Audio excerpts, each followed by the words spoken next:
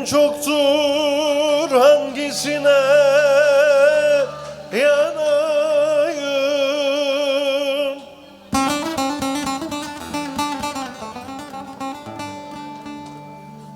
Derdim çoktur, hangisine yanayım?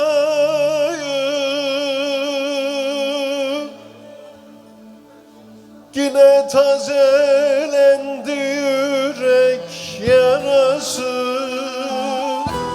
Ben bu derde nerede derman bulayım? Meğer dost elinden ola çaresi. Efendim, efendim benim efendim, benim bu derdime derman efendim.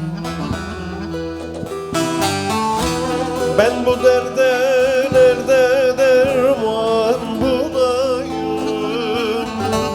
Meğer dost elinden ola çaresi. Hep birlikte söyler miyiz? Efendim, efendim benim efendim, benim bu derdime derman efendim.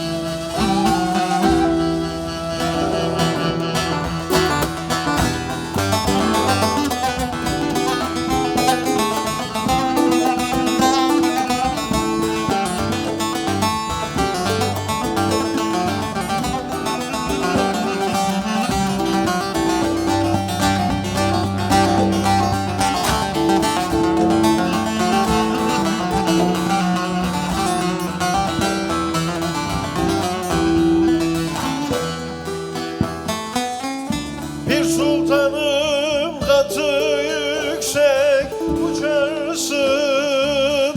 Bir sultanım katı yüksek uçarsın. Selamsız sabahsız gelir geçersin.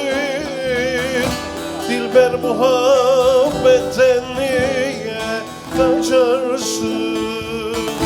Böyle midir yolumuzun töresi?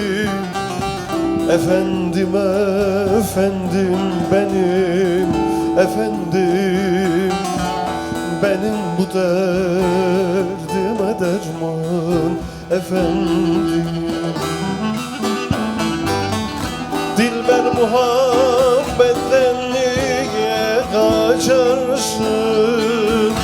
Böyle midir yolumuzun töresi?